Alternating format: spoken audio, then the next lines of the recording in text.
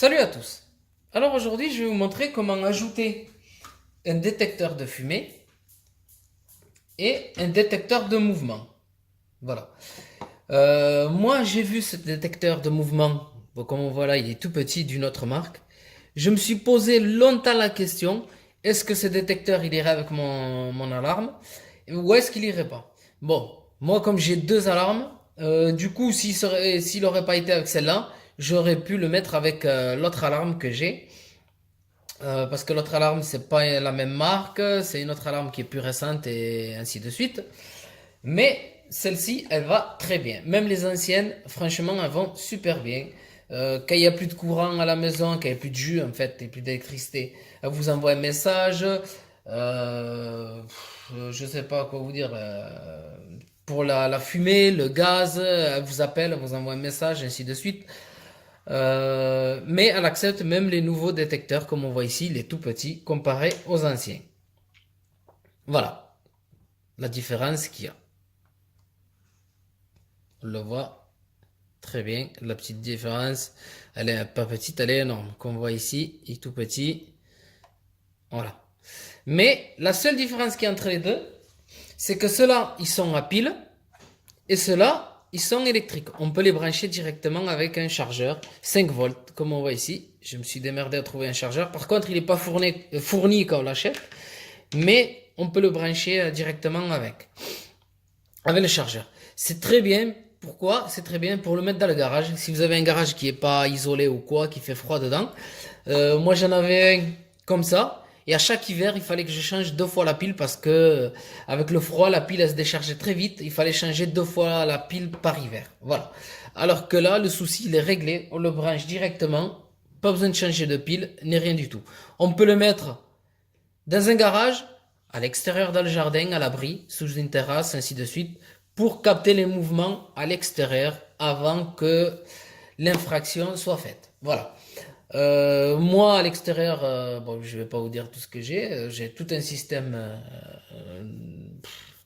C'est tout un système, voilà. Je vais pas donner plus de détails. J'ai fait d'autres vidéos sur d'autres systèmes et ainsi de suite. Mais c'est tout un système que j'ai. J'ai même une alarme anti-brouilleur, ainsi de suite. Voilà. C'est le complet, quoi, la totale. Voilà. C'est tout ce que je peux vous dire.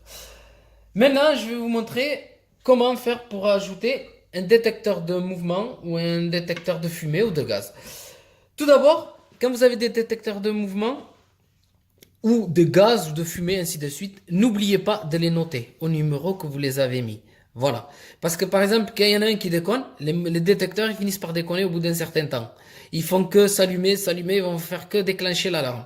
Quand vous avez noté, quand ça s'allume, ça vous envoie un message, vous savez c'est lequel qui déconne. Si vous avez noté, par exemple comme celui-ci, le 13, si celui-là il se met à déconner, ben, ça sera le 13, j'irai directement au 13, je l'enlève, j'en achète un autre, si je veux le mettre au même endroit, j'ai qu'à rentrer le programme et je mets le numéro 13, je l'enregistre à la place de celui-là, et celui-là, j'aurai plus qu'à le jeter, et ça sera le numéro 13. Le nouveau sera à la place du numéro 13. Voilà. Ce serait pour le 7, le 8, le 10, ainsi de suite, ça exactement la même chose. Voilà. Pour les détecteurs de mouvement, en fait, de gaz ou de fumée, en fait, ça varie, ça part de 2 à 99. Voilà. Bon, moi là, bon, je suis au niveau 13. Détecteur de mouvement, c'est le 14e celui-là, 14. Mais pour le gaz, je vais pas rester, en fait, parce que ça a commencé au mouvement du 1, machin, jusqu'au 14e. Voilà. Pour cette alarme, j'ai 14 détecteurs de mouvement. Voilà. Après, pour l'autre, on n'en parle pas. Du coup, pour le gaz, la fumée, ainsi de suite. Pour la fumée, moi, je vais partir, je vais pas me mettre par exemple au numéro 15, mais je vais le noter quand même dessus.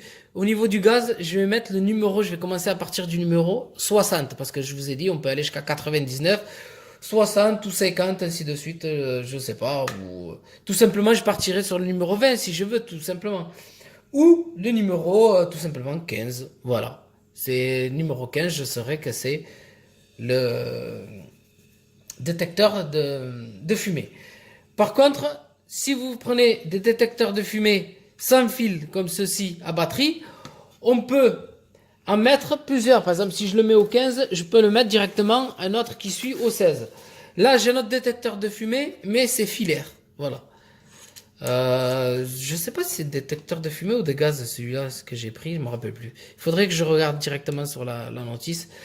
Enfin bon, je sais que j'ai pris un détecteur de gaz et 2 détecteurs de fumée. Voilà. Mais ils sont filaires. J'ai un fumé filaire et un fumé qui est à pile. Voilà. Du coup, et le gaz, il est filaire. Voilà. Mais on pourrait prendre même un détecteur de gaz à pile qu'on pourrait ajouter directement sur le programme. Pour ajouter sur le programme, bien sûr, il faudra rentrer votre code utilisateur. Votre code utilisateur, en fait, à la base, si vous n'avez pas fait de code à la base, ça va être 600, non, 6666. 6666. Voilà. Sinon, si vous avez rentré votre code, vous tapez votre code à vous, ensuite dièse, ce que je vais faire.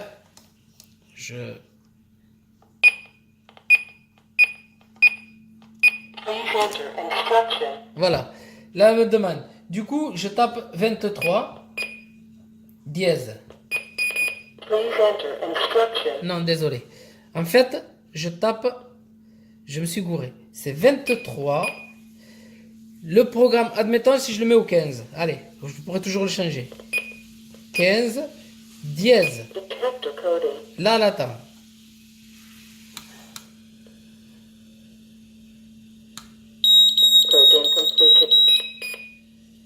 Voilà. Là, il est reconnu au numéro 15, comme on voit ici. En fait, je vous ai induit en erreur. Vous tapez 23, le numéro que vous voulez mettre, votre détecteur de mouvement ou de fumée. Par exemple, celui-là, c'était le 15. Et là, du coup, j'ai mis dièse. Une fois que j'ai mis dièse, j'ai appuyé sur le bouton reset longtemps jusqu'à que l'alarme a reconnu mon programme. Voilà, bon, mais là, ça s'arrête. Si c'était pour le détecteur, admettons, de mouvement 13, je fais mon code utilisateur, bien sûr. Ensuite, dièse. Une fois que j'ai fait dièse, je fais 23, que ce soit pour ça ou pour ça. 23. Et là, une fois que j'ai fait 23, je remis pour celui-là 13. 23, 13, dièse. Là, elle aurait été en attente. Le détecteur, il faut qu'il y ait la pile éteint. Et une fois qu'elle vous aura dit que c'est bon, qu'elle est en attente, tout simplement, il suffit juste d'allumer. Comme sur celui. Ah, j'ai pas de batterie là, sur les deux. Il suffit tout simplement juste d'allumer. Elle le reconnaît automatiquement. Et le tour est joué.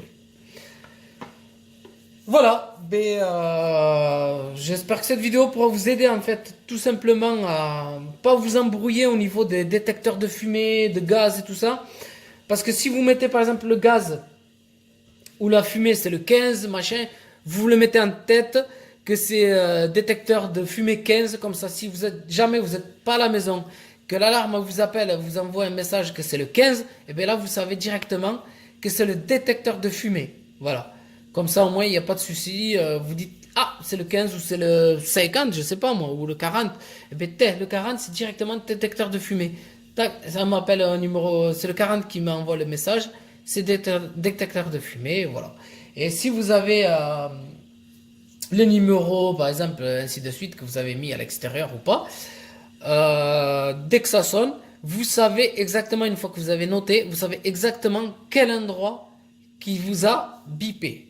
Voilà, comme ça, vous n'avez pas à réfléchir, à chercher, c'est lequel, c'est pas lequel, je sais pas, je m'embrouille. Au moins, vous notez tout, vous les mettez aux endroits, et même au pire des cas, vous prenez une feuille, si vous avez beaucoup de détecteurs, vous faites le schéma de votre maison, vous mettez les numéros dans le schéma à l'intérieur de maison, les numéros de schéma à l'extérieur de la maison, et ce papier, soit vous le prenez en photo sur le téléphone, soit vous le gardez sur vous, et dès que ça sonne, vous regardez, si jamais vous l'avez pas en tête, et pop, directement vous saurez c'est lequel qui a bipé.